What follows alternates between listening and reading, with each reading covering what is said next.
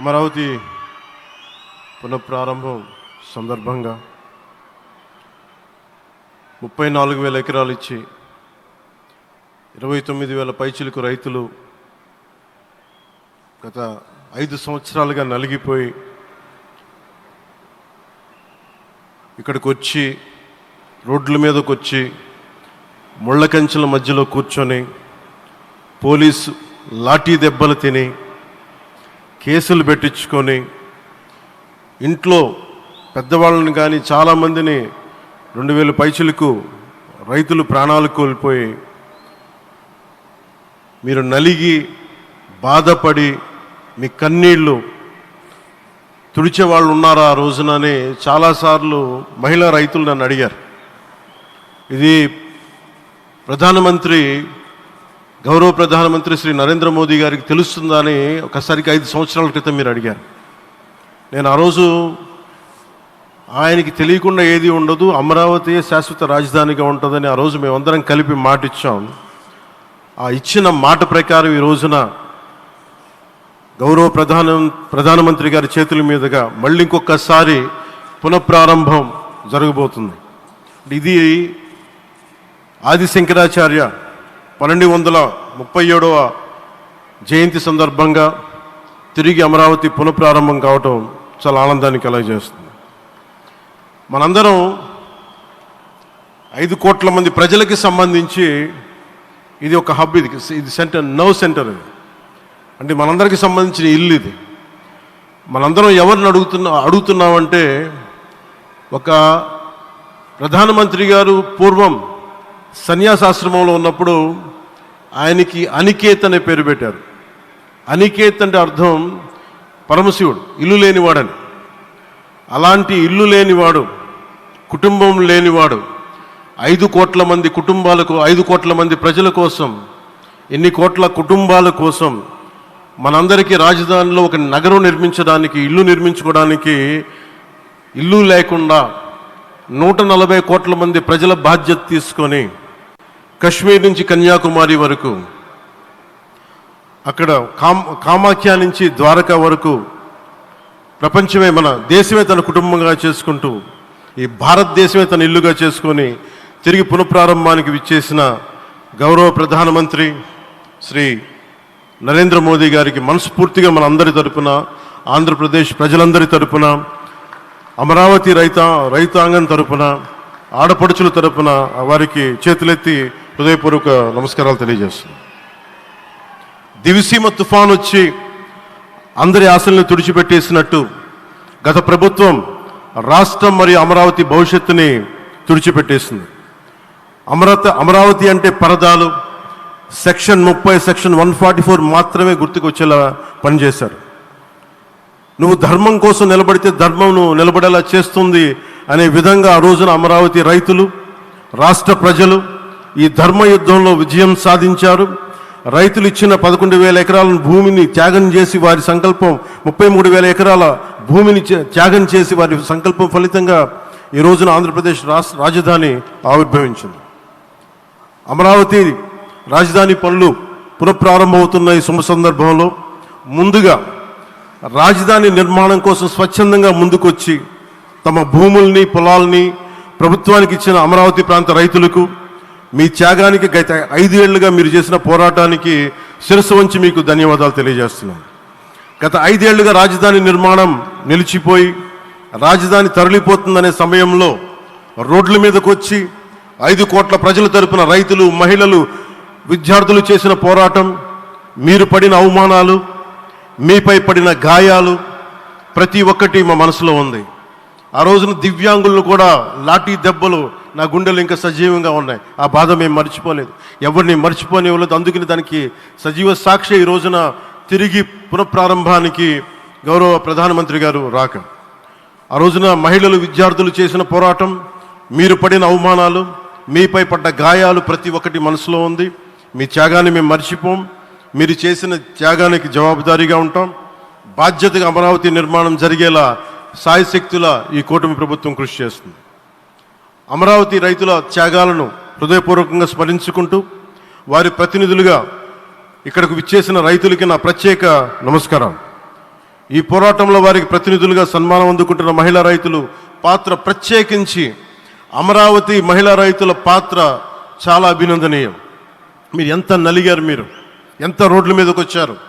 మగవాళ్ళు ఆపేస్తే ఆడపడుచులు బయటకు వచ్చి తిరిగి పౌరుషం చూపించారు, ఆంధ్ర పౌరుషాన్ని చూపించారు. మీరికి నా ప్రత్యేక అభినందన. వాళ్ళు చూపిన సాహసం, సహనం అందరికీ ప్రేరణగా నిలుస్తాయి. వేదిక మీద ఉన్న నా మంత్రివర్గ సహచరులకి, గౌరవ ప్రధానమంత్రి శ్రీ నరేంద్ర మోదీ గారికి, విజనరీ అయిన గౌరవ ముఖ్యమంత్రి శ్రీ నారా చంద్రబాబు నాయుడు గారికి, సోదరులు లోకేష్ గారికి, గవర్నర్ గారికి ప్రత్యేకించి నా హృదయపూర్వక నమస్కారాలు, ధన్యవాదాలు తెలియజేస్తున్నాను. అలాగే ఇతర సహచరులకు, సభకు హాజరైన వారికి, రాష్ట్ర ప్రజలకు కూడా నమస్కారాలు తెలియజేస్తున్నాను. ఇక్కడ రైతులు భూమిని మాత్రమే ఇవ్వలేదు, రాష్ట్ర భవిష్యత్తును నిర్మించే ఆశలను, విశ్వాసాన్ని ఇచ్చారు. కానీ 5 సంవత్సరాల్లో గత ప్రభుత్వం ఆ త్యాగాన్ని అవమానించింది. 3 రాజధానులు అస్తవ్యస్త విధానంతో ప్రజల విఘ్నతని, అమరావతిని అగౌరవపరిచింది. ఈరోజు ఈ వేదిక నుండి మేమందరం మీకు హామీ ఇస్తున్నాం, అమరావతి మళ్ళీ ఒక ప్రపంచ స్థాయి సర్వశ్రేష్ఠ రాజధానిగా ఆవిర్భవిస్తుంది. అమరావతి ఒక ఆర్కిటెక్చరల్ జోన్, ఒక కాంక్రీట్ జంగిల్గా మిగిలిపోకుండా జవాబుదారీతనం, న్యాయం, ప్రజాస్వామ్యానికి ప్రతీకగా నిలవాలని ఆకాంక్షిస్తున్నాను. కేంద్రంలో రాష్ట్రంలో స్థిరమైన ఎన్డీఏ ప్రభుత్వం ఏర్పడిన కారణంగా అభివృద్ధి కార్యక్రమాలు వేగంగా సాగుతున్నాయి. మేనిఫెస్టోలో ఇచ్చిన హామీలన్నీ దశల వారీగా బాధ్యతాయుతంగా అమలు చేస్తున్నాం. కేవలం మ్యాచింగ్ గ్రాంట్స్ ఇవ్వని కారణంగా గత ప్రభుత్వం రాష్ట్రం కేంద్రం నుంచి పొందాల్సిన 1000 కోట్లు నష్టపోయింది. కానీ ఈ ప్రభుత్వం కోఆపరేటివ్ ఫెడరలిజం స్ఫూర్తితోటి, పరస్పర సహకారంతో పనిచేస్తున్నాం.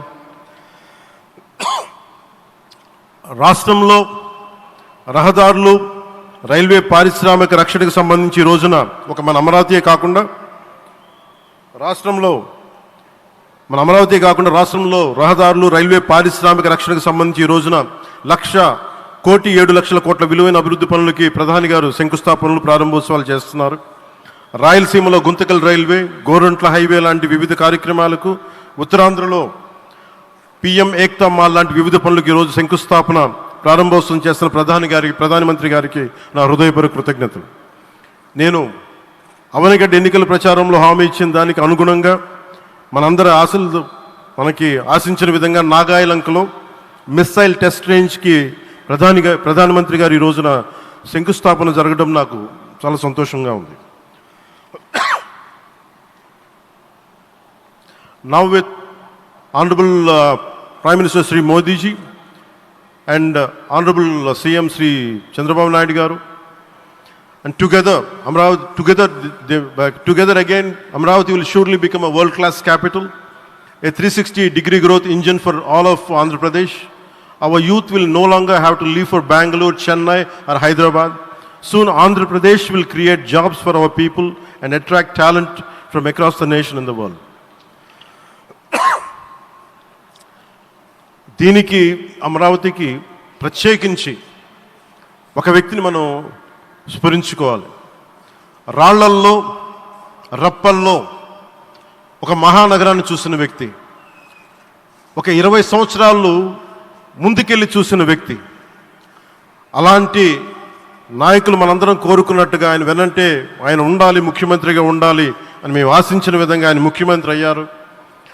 ఆయన సైబరాబాద్ అనే సిటీని ఎలా నిర్మించారో, ఎంత అద్భుతంగా రూపకల్పన చేశారో, అమరావతి అనే ఈ క్యాపిటల్ని కూడా ఆయన అపారమైన అనుభవంతో, ఆయన దక్షతతోటి, ఆయన గవర్నెన్స్ కేపబిలిటీ తోటి, అడ్మినిస్ట్రేటివ్ కెపాసిటీ తోటి ఇది అద్భుతమైన మహానగరంగా తీర్చిదిద్దుతుంది.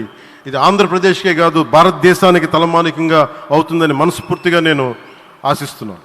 అలాగే ప్రత్యేకించి ఈ రోజున మనం ప్రధానమంత్రి గారిని చాలా లోతుగా మనం అర్థం చేసుకోవాలి. ఈ రోజున కశ్మీర్లో దాదాపు 28 మందిని చంపేశారు.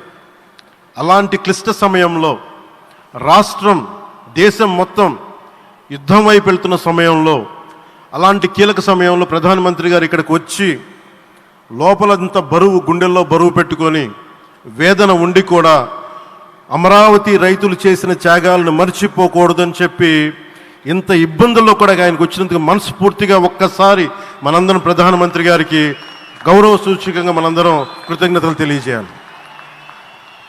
The Pahalgam terrorist attack has been one of the darkest days for the entire country. Even the blood was spilled in Kashmir. The blood spilled in Kashmir, it created tremors in the entire nation. And we had seen it personally, witnessed personally, the pain of the victims. For the Honorable PM Modi ji, he is leading the country through these tough times, and he assured all the citizens with stern action against the perpetrators of terrorism. I know this is very sensitive time, and Modi ji is carrying the nation's burden. Amidst this tremendous difficult movement, Modi ji still gave time and came today to Amravati. This shows his deep commitment to Andhra Pradesh, to the people of Andhra Pradesh, and we are deeply grateful to you, sir. May Lord Bhavani, మన కనకదుర్గమ్మ ఆశీస్సులతోటి వారికి బలాన్ని ఇవ్వాలి, శక్తిని ఇవ్వాలి, మనందరం ప్రార్థిద్దాం. May Lord Bhavani Mata give immense strength to our Honorable Prime Minister Modi ji to lead our nation and bless Bharat, Andhra Pradesh and Amravati. Jai Bhavani, Jai Bharat and Jai Hind.